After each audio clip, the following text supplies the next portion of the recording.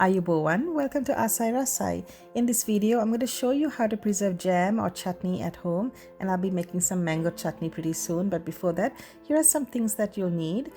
Some canning jars, rings and lids. Always use new lids for a sure seal after processing. The manufacturer doesn't recommend using those lids again once they're used. And also I have a canning funnel, and this is a jar lifter. It's really essential for safe canning. You'll also need a deep pot so that the jars can be fully submerged in water. And I'm repurposing my Instant Pot rack so the jars don't touch the bottom of the pot. And that's really important to have because it allows the water to flow from beneath the jars so that it'll process more efficiently. Place the jars upright, not sideways or upside down, because that way the water doesn't completely fill the jar. And what I'm going to do is process the jars once I put the chutney into it. So because the chutney is hot, the jars also have to be hot, and that's what I'm doing now. I'm not really sterilizing the jars. Don't put the rings and the lids into the pot, it's not necessary. Again, when we are processing the food, that will take care of the sterilization as well. Fill the pot with lots of water, and I like to fill the jars first so that they don't float around when I'm putting the water into the pot. Then I'm going to turn on the heat to low and let it simmer to about 180 degrees Fahrenheit, and that's about 82 or 83 degrees Celsius.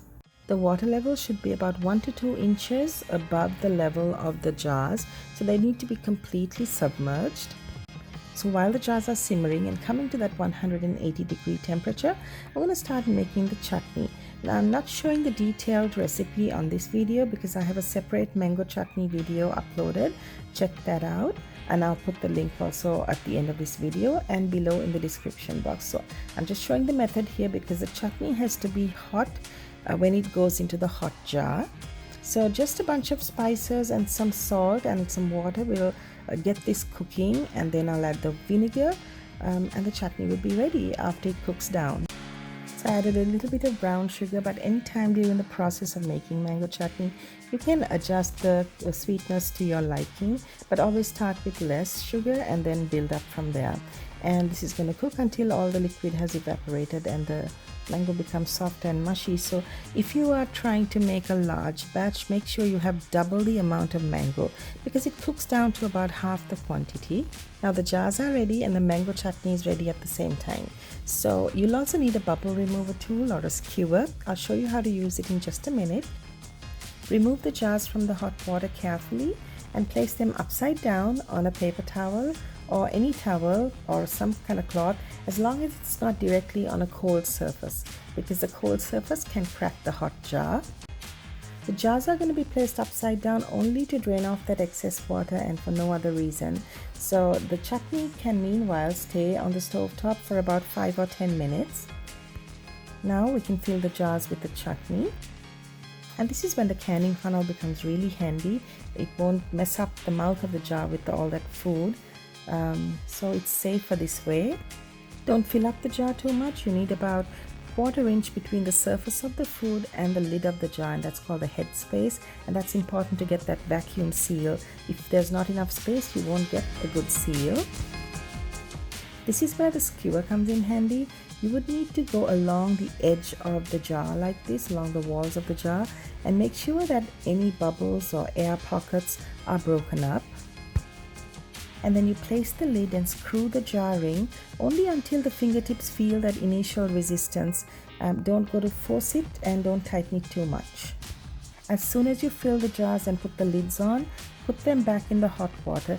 And I forgot to mention earlier, I haven't turned off the heat. I've just reduced the heat to low so that the water stays really hot and almost boiling. And if the water has started boiling by the time you put the jars in, that's fine too. And you can see some bubbles coming out of the jar. That's pretty normal. That's just the air coming out of the jar, but water is not getting in. So make sure there's 1 to 2 inches of water above the surface of the jars. Cover and bring to a vigorous boil. Continue to boil for about 15 minutes very vigorously, and this step is called processing. For higher elevations, you will need to increase processing time by 5 minutes. I have put those details below the video. Check in the description box. So when it's vigorously boiling, this is what it looks like. And this should go on for at least 15 minutes, like I said, depending on the elevation of that region. And 212 degrees Fahrenheit at sea level is what you should aim for, and don't reduce the heat at any time.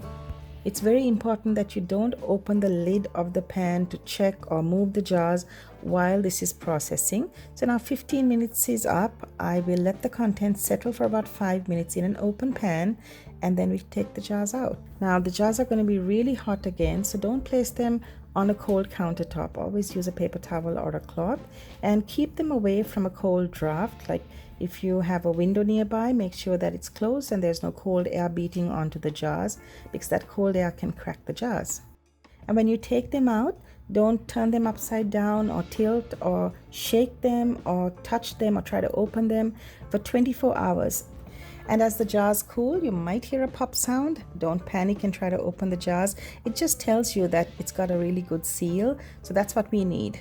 So anyway, here's my Sri Lankan mango chutney with rice, dal curry, tempered potato, dry fish fry, and papadam. I have all these recipes on this channel, and the links are given in the description box. Thanks for watching.